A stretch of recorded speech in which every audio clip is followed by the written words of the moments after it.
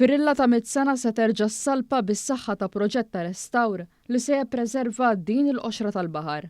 Dan frott ta' kollaborazzjoni bejn il-Ministeru għall-Wirt Nazzjonali, Marsa Xlokk Heritage, l-Awtorità Maltija għat-Turiżmu u Heritage Malta li se jwettqu proġett bl-isem ta' restawr ta' qoxra tal-baħar, bilan li tiġi restawrata dajsa tradizzjonali tal-injam ta' 100 sena li kienet ġiet abbandunata.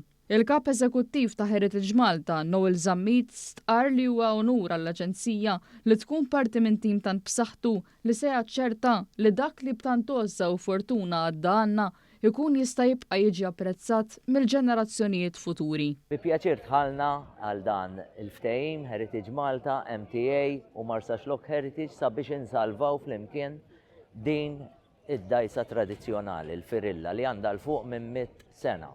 Rajena Bela mill-NGO Marsa Xlokk Heritage faħħar din l-inizjattiva u stqar kif il-mira hija fuq kollox li dan il-proġett ikun l-ewwel imbuttatura għal restawr ta' ħafna dajjes tradizzjonali oħra. Il-kap eżekuttiv tal-Awtorità Maltija għat-Turiżmu Karlo Mikallef enfasizza li dan il-proġett huwa xhieda tad-dedikazzjoni tal-awtorità li ssaħħaħ l-esperjenza awtentika tat-turist fil-Gżejjer Maltin. Intant il-Ministru Owen Bonnici fisser is-sinifikat tal-wirt marittimu u l-importanza li jiġi mħares.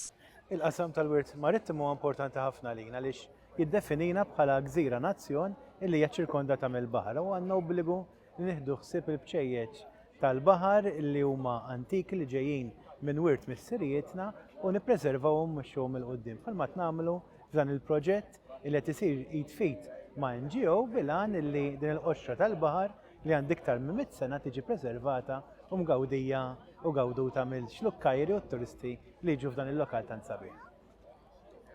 L-għana ħari ta' dan il-proġett huwa li jkun hemm firilla kompletament operattiva li tintuża biex iġġor turisti u dilettanti fuq tours edukattivi tal-port li jenfasizzaw l-istorja marittima ta' Marsa Xlokk u ta' Malta.